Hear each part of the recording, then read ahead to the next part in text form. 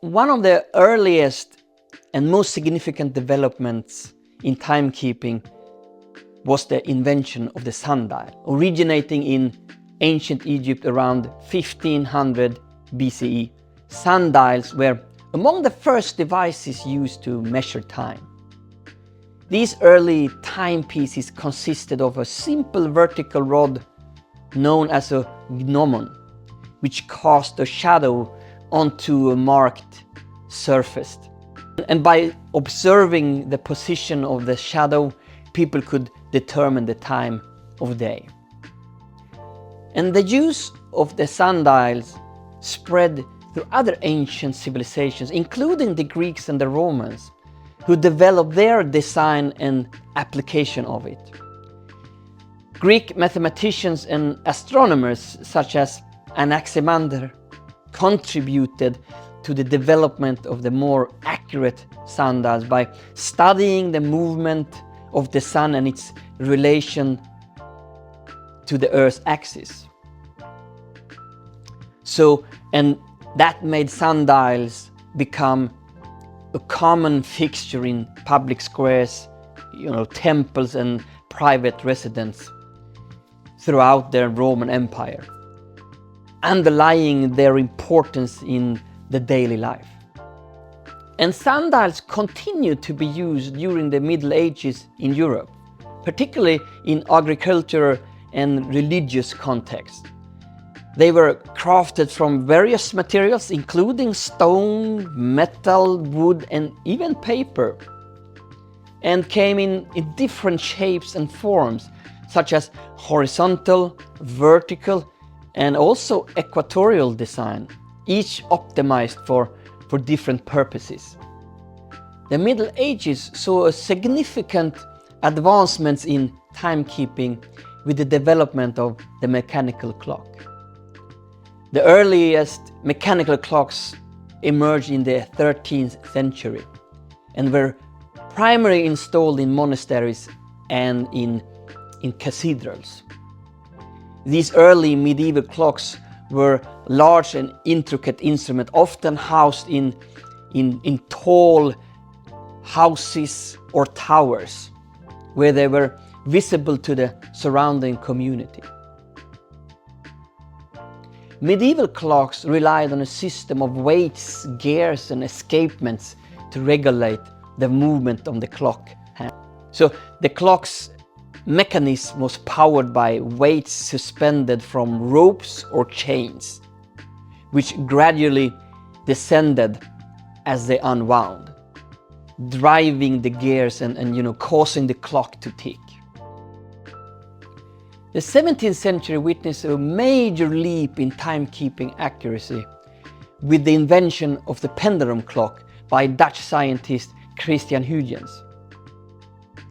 Known for his wide-range contribution to physics, mathematics, and astronomy, Huygens introduced the pendulum clock in 1656, I think it was, significantly enhancing timekeeping accuracy. The innovation of Christian's pendulum clock was the incorporation of a pendulum as the regulating mechanism. He discovered that by suspending a weight on a rod or a cord and allowing it to swing freely, the pendulum would oscillate at a constant rate, regardless of the amplitude of its swing.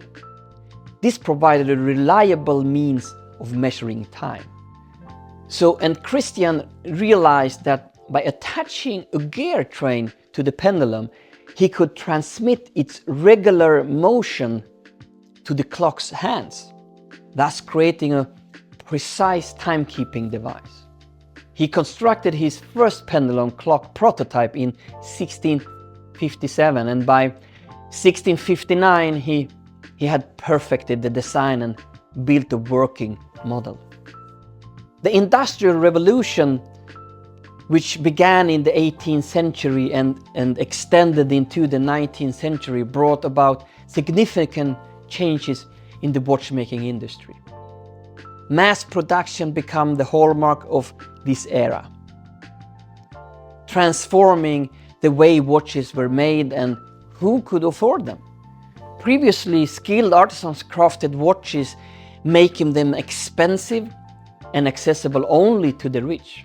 However, advancements in the manufacturing techniques, such as the introduction of the interchangeable parts and the use of machinery, made it possible to produce timepieces on a much larger scale and at a lower cost. And as a result, watches became more affordable and accessible to the general public. The industrialization also fostered standardization within the watchmaking industry. Machinery for manufacturing watch components, including gears, spring, and even dials, enabled watchmakers to produce consistent and uniform pieces. And this standardized approach streamlined production processes and enhanced the reliability and quality of watches. And furthermore, the Industrial Revolution spurred innovations in watch design and technology. You know, the integration of new materials such as steel and alloys enhanced the durability and also the performance of watches. And additionally, advancements in precision engineering resulted in more accurate timekeeping mechanisms, paving the way for development of chronometers and other precision instruments. The Industrial Revolution revolutionized the watch industry, democratizing access to timepieces and driving advancements in design, manufacturing, and technology. And this period was a significant milestone in the watch industry, shaping the industry's future and paving the way for following innovations.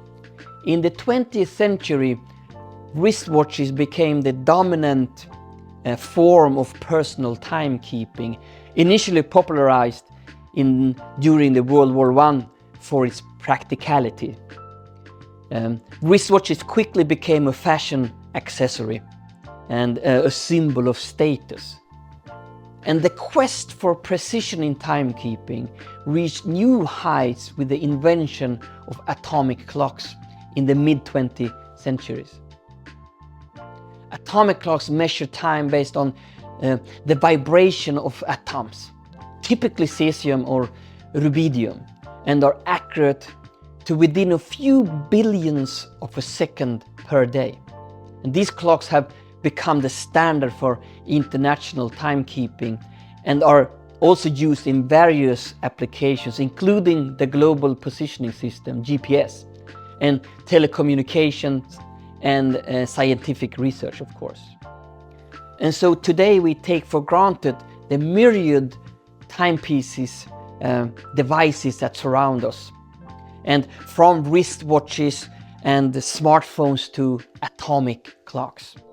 The origins of timekeeping showcase humanity's creativity and curiosity. From the earliest sundials and water clocks to the sophisticated mechanical clocks of the Middle Ages, the pendulum clocks of the 17th century, and the mass-produced watches of the Industrial Revolution. Each advancement has brought us closer to mastering the measurement of time. And so today, atomic clocks represent the pinnacle of this journey, offering accuracy that was unimaginable to our ancestors. As we continue to explore the mystery of time, we honor the creativity and curiosity that have driven us to measure and understand this fundamental aspect of our existence.